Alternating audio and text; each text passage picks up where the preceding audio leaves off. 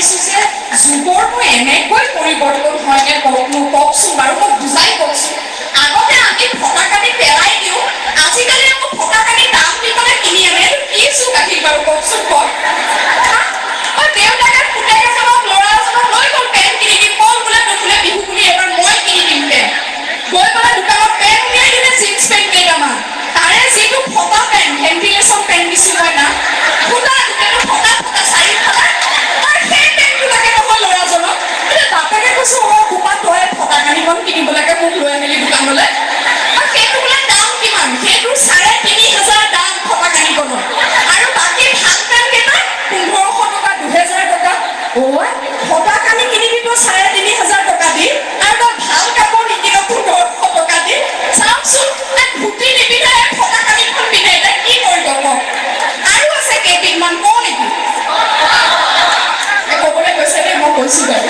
আৰু আছে কেইদিনমান, এবিধ হৈছে একে টাইটৰ কোবত হেৰি ফটা, মানে হেৰিটো মই এতিয়া ৰাজহুৱাকে ক'ব নোৱাৰো দেই, মোৰ যেনেকুৱা হৈ যায় অলপ যে বডি বিল্ডিং কৰে তেওঁলোকৰ চাবলৈ আৰু ভাল হয়, একে টাইট একে মোৰ যেনেকুৱা ফেৰেকা ফেৰেকা।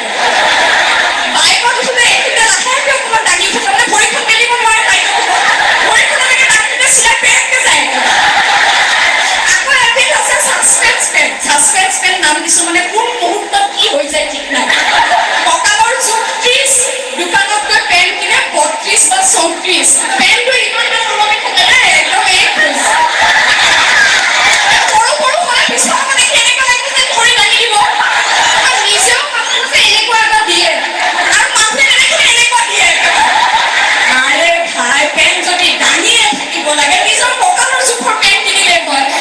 তাকে বাপেকজনে কৈছে আগৰ বছৰ কিনিলি গোটেই ৰাস্তাৰ পিক খোপা চাফা কৰি গলি, তলেদিকে চিচৰি যায় ছাছপেন্স পেণ্টটো, ইয়াৰ পৰা নামি যায় তলেদি চিচৰি যায়। সেইবিধ গ'ল। আৰু এবিধ আছিলে চতুৰ্থবিধ, সেইবিধ যেনিবা আজিকালি প্ৰচলন নাই। ধানৰ চিলিং দিছিলো মই নামটো, এইফালে ফুলা তলটো চেপা, এইটো ভগৱানৰ কৃপাত নোহোৱা হ'ল। এতিয়া মই নামি কৰিব ক'ব বাইদেউ আপুনি ল'ৰাবিলাকক বৰ একে একাত দি থাকে, একেকাত ছোৱালীবিলাকৰ কথা নকয়, চুটি কাপোৰ পিন্ধি পিন্ধি যে ঘূৰি ফুৰে। মই চুটিপা ছোৱালীৰ গাত দুখ নাই, আগতে নিপিন্ধিছিলে, যত যত ফুটৰ খাই সোমালো। কি কৈছে বাইদেউ আপুনি, আমি কেতিয়া ক'লো চুটি কাপোৰ পিন্ধিবলৈ? মই চব কৈছা তোমালোকৰ পূৰ্বপুৰুষে কৈ থৈ গৈছে। কেনেকে কৈছে?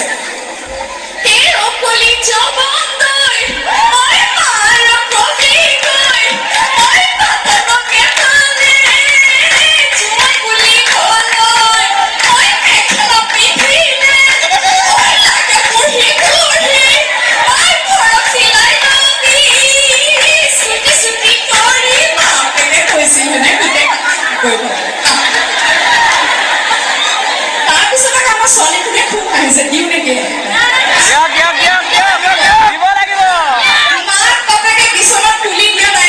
বিচনা দিয়া নাই, ঘৰত চোফা দিয়া নাই, এটাৰ গাত হানি যি যাব একেবাৰে। সংসাৰৰ এটা কাপোৰ দেখাই নাপায়, এইটো গাত পিঠি থাকে, বাগৰি গ'লেহে হয়। কেতিয়াবা দেখোন মোনাটো নিচিনাকে ওলমি যায়। এইবিলাক ক'বই নোৱাৰে যে আগৰজনে আকৌ ধুনীয়া ছোৱালী দেখোঁতে আকৌ ঘূৰি ঘূৰি চাই চাই গৈ যায়। মতা মানুহৰ এই স্বভাৱ, চুলি পকি সৰি টপা হৈ যাব তথাপিও সলনি নহয়।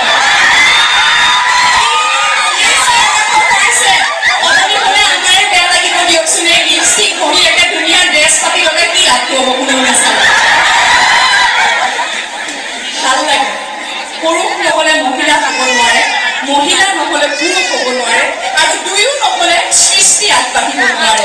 গতিকে এনেকৈ বুজা বুজি মৰম অকণমান সৰু সুৰা কাজিয়াৰ মাজেৰে জীৱনটো আগুৱাই যাব লাগিব।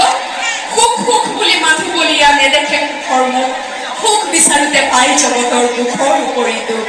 ইয়ালৈ আহি মই যদি আপোনালোকৰ মুখত অলপো হাঁহি বিৰিঙাব পাৰিলোঁ, তেতিয়াহ'লে মই মোৰ শিল্পী জীৱন সাৰ্থক বুলি ভাবিছোঁ।